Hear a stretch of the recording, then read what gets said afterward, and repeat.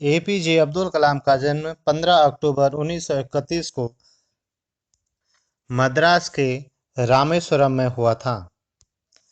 इनका पूरा नाम अब्दुल पाकिर जैनुलाब्दीन अब्दुल कलाम था। इनके पिताजी का नाम जैनुलाब्दीन तथा माता का नाम असीमा या आसी अम्मा था। इनके पिताजी अधिक पढ़े लिखे नहीं थे, परंतु स्वाभाविक तथा बुद्धिमता और आत्मा की सच्ची उदारता इनके अंदर थी। इनकी माता उदार और धार्मिक प्रवृत्ति की महिला थी। वह प्रतिदिन अनेक लोगों को भोजन कराती थी तथा सात्विक जीवन यापन करती थी। एपीजे अब्दुल कलाम की शकल सूरत साधारण और सामान्य तथा ये नाटे कद के थे। 1939 में द्वितीय विश्व युद्ध के समय इनकी आयु 8 वर्ष की थी। इस समय इमली की गुठलियों की मांग अचानक बढ़ गई, जिसके कारण ये इमली की गुठलियां एकत्र करते थे और उसको बेचते थे। एक दिन में ये लगभग 1 आने की कमाई करते थे।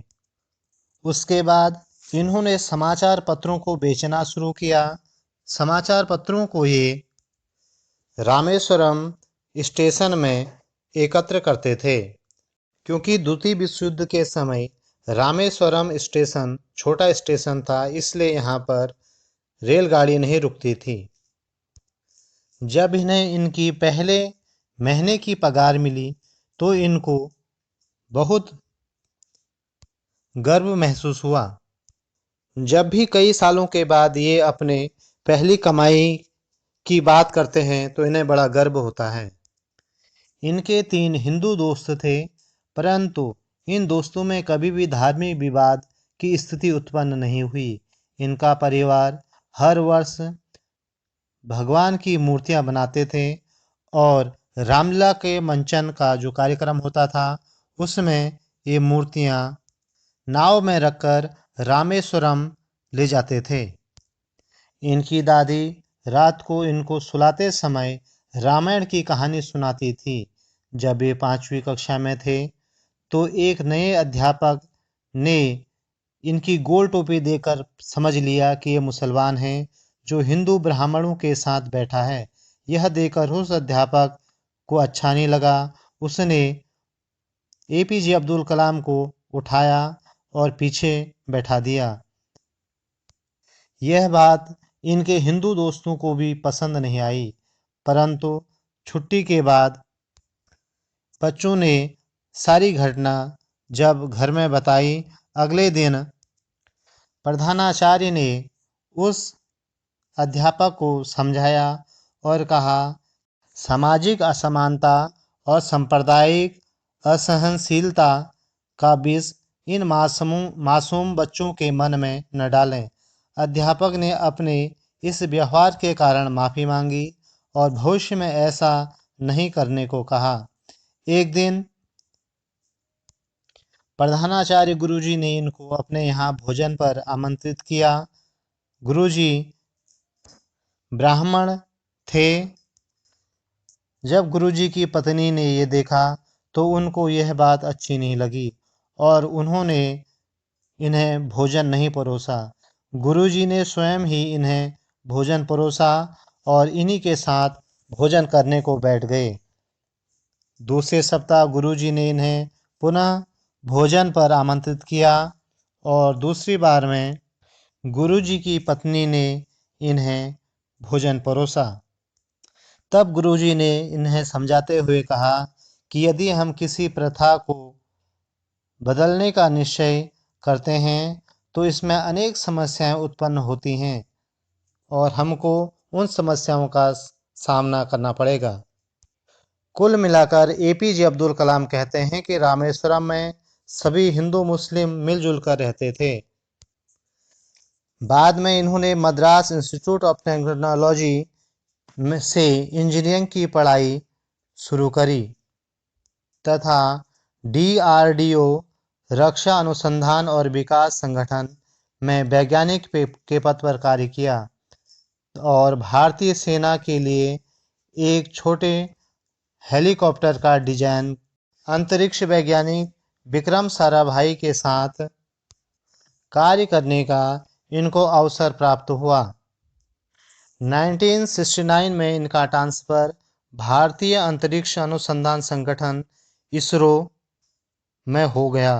फिर भारत का प्रथम उपग्रह रोहिणी 1980 में इन्हीं के द्वारा स्थापित किया गया। इस कारण ये बहुत प्रसिद्ध हुए। 1998 में पोखरण परमाणु परीक्षण की जिम्मेदारी भी इनको दे दी गई। इन्होंने भारत में अनेक मिसाइल बनाए, जैसे पृथ्वी, अग्नि, त्रिशूल, नाग, आकाश।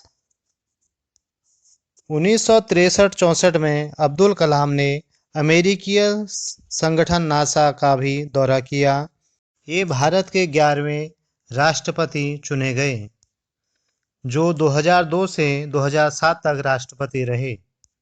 राष्ट्रपति बनने से पहले इन्हें पद्म भूषण और पद्म विभूषण पुरस्कार से सम्मानित किया गया तथा बाद में इन्हें भारत रत्न भी दिया गया। 2007 के बाद ये बनारस हिंदू यूनिवर्सिटी में सूचना औद्योगिकी में प्रोफेसर के पद पर उन्होंने कार्य किया।